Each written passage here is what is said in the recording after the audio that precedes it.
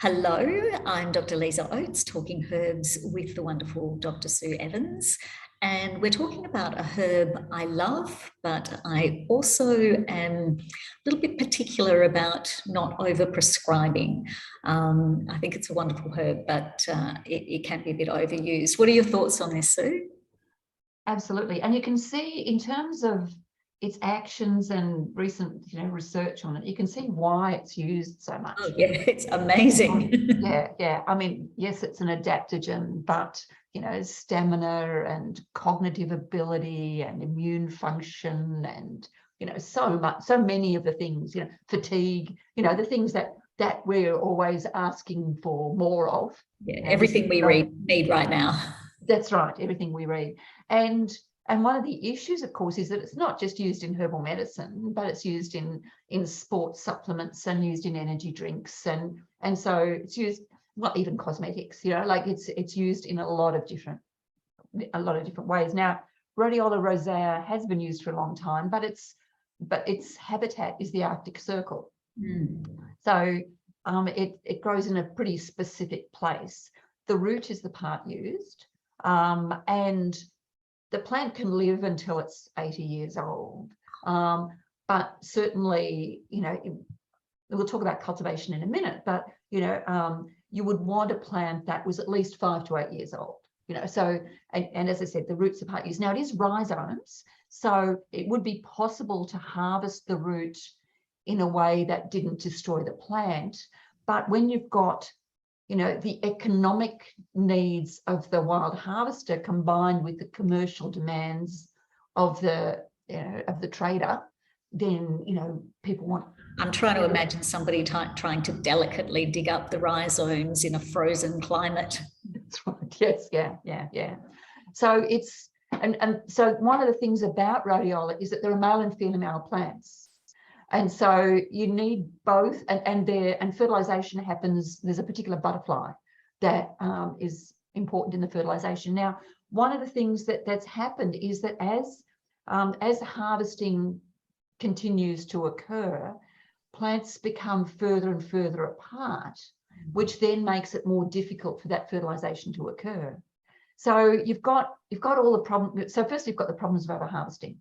And of course, you've got the problems of climate change, whereas, as a cold weather plant, all that cold weather plants can do as the planet heats up is either move north or move up higher altitudes. Oh, that's the other thing that's used for, is altitude sickness. So, that's another reason why it's used. So then, of course, the obvious thing to do is cultivate. But the seeds are notably not fantastic at germination. As I said, you need plants that are 5 to 8 years old. So whoever's farming it needs to have the funds to be able to leave it for that long. And it's also quite labor intensive, both in the harvesting and in the post-harvesting, preparation. So it's a plant with lots of problems, lots of constraints in terms of increasing the amount that's available while the demand is really high. And of course, any plant, in any medicinal plant, where the demand is high and the supply is low, there's an increased possibility of substitution and adulteration. Yes. So that's one of the issues with rhodiola. Is it the right plant? And I think Booker and Heinrich did some work, maybe 2015, where they were looking at the problems associated with, how many products containing rhodiola really did contain, the amounts that they were suggesting. Now, one of the positive stories that I've heard of recently, or potentials.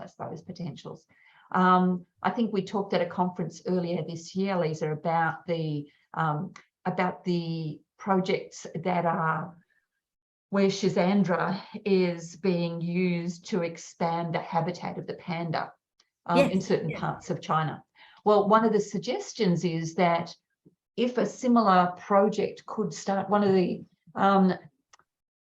problems with the sustainability of medicinals is that animals are much more charismatic than plants. Yes. Right. So people will want to look after the panda much more than they want to look after Schisandra berries, right? Now, one of the animals that lives in the areas where rhodiola grows, and it's not just rosea, there are other species as well, is the snow leopard. So there have been suggestions that maybe a similar project to the wonderful Schisandra project could be developed in relation to rhodiola, but that's a possibility. So, like, not all at the same time.